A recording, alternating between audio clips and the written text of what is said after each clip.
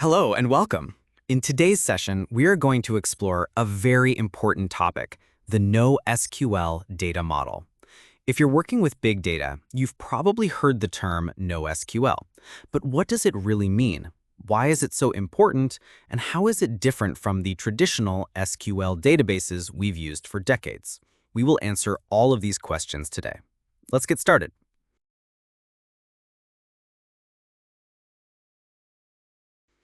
So let's start with the big question. Why do we even need a new type of database? The answer, in one word, is data. The amount of digital information we create is exploding. And in the next slide, we'll see just how fast it's growing.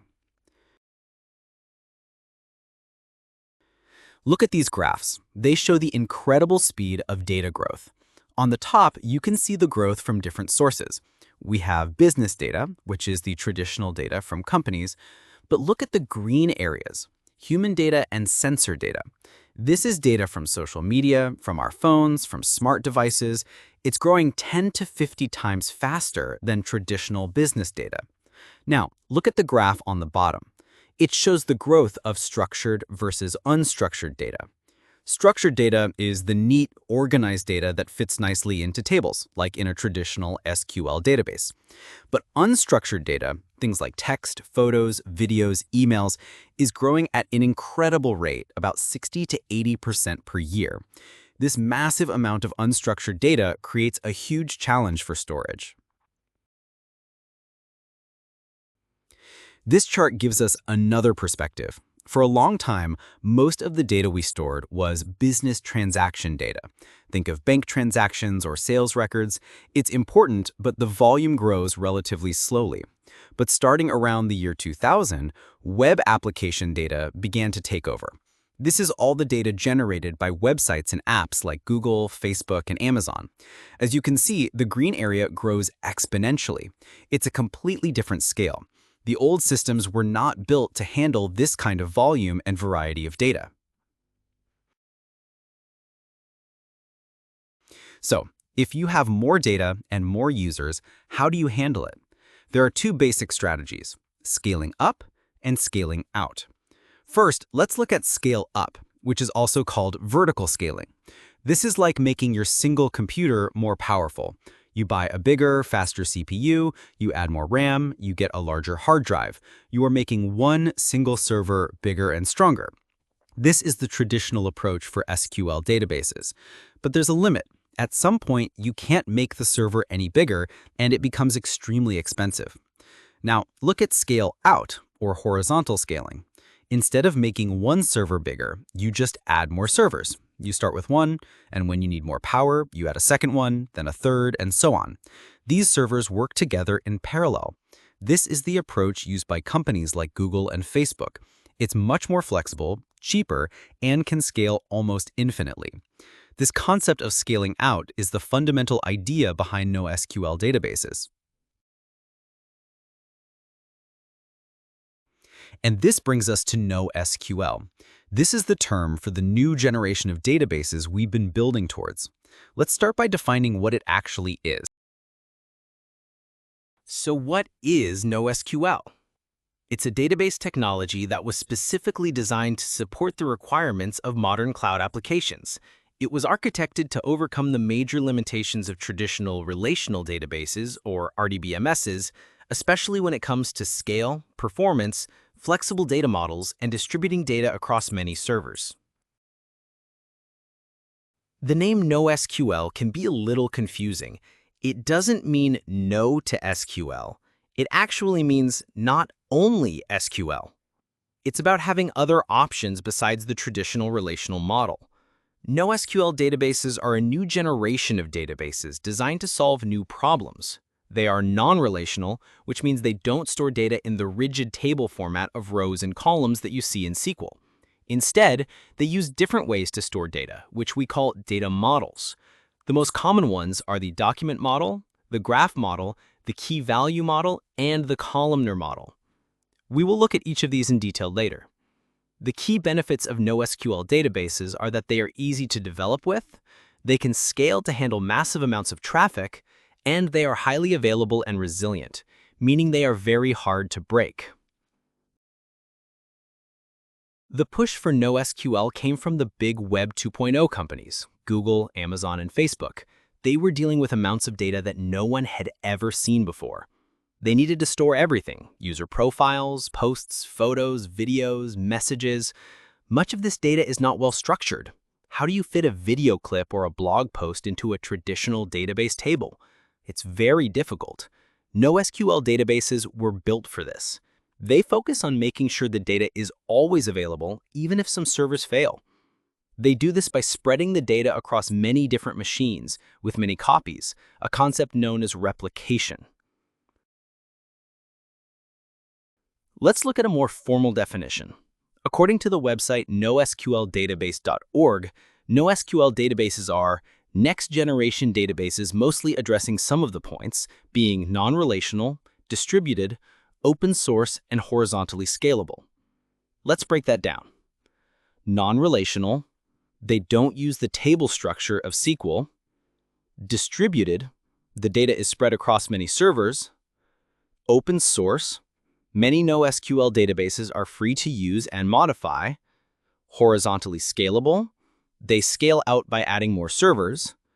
And the definition also mentions other common characteristics, like being schema-free, having easy replication, and being eventually consistent, which is a different approach to data consistency than the strict ACID model of SQL databases. So let's summarize the key characteristics that make NoSQL databases different. First, they are built for large data volumes, terabytes or even petabytes. Second, they are designed for fast queries. When you search on Google, you expect an answer in milliseconds. NoSQL makes that possible. Third, they are scalable horizontally. We can just add more cheap servers as we grow. Fourth, they often use asynchronous updates. This means the database can accept new data very quickly without slowing down. Fifth, many are open source. And finally, a very important concept, they are often schema-less. Let's explore what that means. In a traditional relational database, you must define a strict schema before you can add any data. The schema is like a blueprint. It defines the table, the column names, and the data type for each column, like integer, text, or date. This has limitations. For example, if you have a users table with columns for name and email, you cannot add a user who also has a phone number unless you change the entire table structure for everyone. If a user doesn't have an email, you have to put in a special null value. A schema-less database is much more flexible. There is no fixed rigid schema. One record or document can have a name and email. The next record can have name, email, and phone number. A third record could have name and address. Each record can have a different structure. There's no need for null values and no strict data typing. This flexibility is perfect for handling the varied and evolving data we see on the web. Because NoSQL databases are not tied to the single rigid model of tables, they offer several different data models. Think of these as different tools for different jobs. The four major categories you see here are key value, document, graph, and column family. In the next few slides, we will explore each of one. This slide gives us a nice visual summary. Key value stores are the simplest, pairing a key with a value. Document stores are more advanced, pairing a key with a complex data structure called a document. Graph databases are all about connections and relationships, perfect for networks. And column stores are optimized for queries over huge data sets, storing data in columns instead of rows. Now, let's start by diving into the key value model. Our first model is the key value model. As the name suggests, it's all about keys and their corresponding values. This is the simplest model of all. There's no complex schema, you just have keys and values. The keys must be unique, and they are often auto-generated. The values can be any type of object, a string, a JSON object, or even a binary file, like an image, which we call a blob. The operations are very basic. You can put a value, get a value using its key, and delete a value. Here's a practical example. The key could be James, and the value is an object containing his name, country, age, and even a photo. The key Jenny points to a completely different structure with her information and a video. The database doesn't care what's inside the value, it only cares about the key. What are the benefits of this simple model? It's extremely fast. If you know the key, you can get the value almost instantly. It's also very flexible, as the value can be any type of data. However, there are limitations. The biggest one is that you cannot search based on the value. For example, you can't ask the database, find all users from the United Kingdom. You can only ask, give me the data for the key named James. Also, if you want to change just one part of the value, like updating James's age, you can't. You have to retrieve the whole value, change it in your application, and then save the entire new value back into the database. So, when would you use a key value store? It's best for applications where you always access the data using a primary key. A great example is storing user session information for a website. When a user logs in, you can store their session data with their user ID as the key. Every time they click a new page, the application can quickly retrieve their session data using their ID. It's also used for things like large image databases or product catalogs. Next up, we have the document model. This takes the key value idea and makes it much more powerful. The document model is a specialized type of key value store. It's designed specifically for storing and managing document-oriented information, also known as semi-structured data. The value in this case is a document, typically in a format like XML or JSON.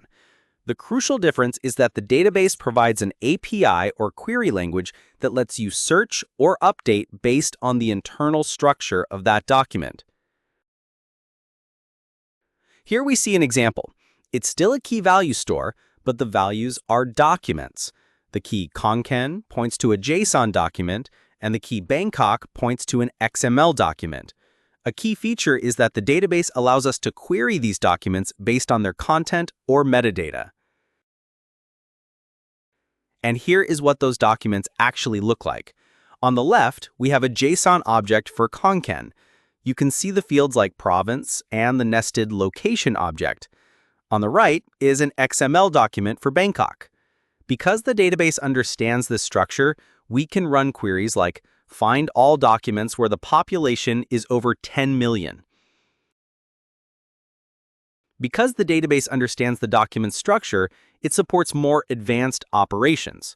We often call these CRUD operations: creation to insert a new document, retrieval to search for and find documents based on their content, update to change parts of a document without having to rewrite the whole thing.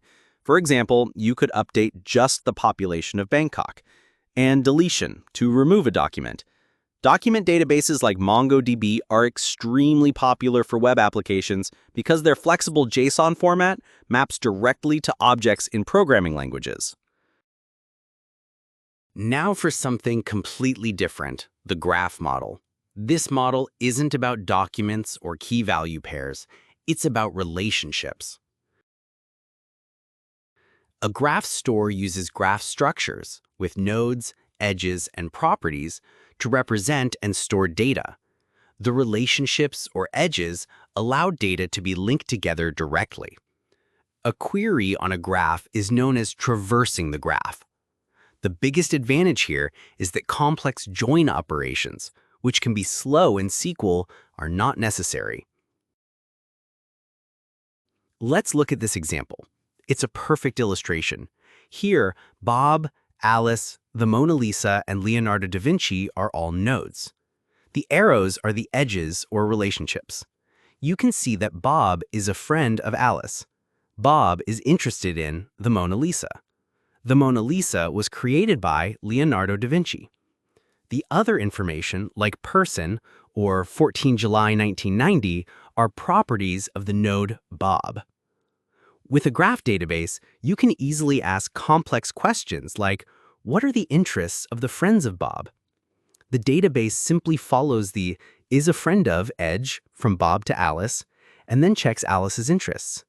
This is extremely fast and powerful for applications like social networks, recommendation engines, and fraud detection. Finally, let's look at our fourth and final model, the column family model. This is a very powerful model designed for big data analytics.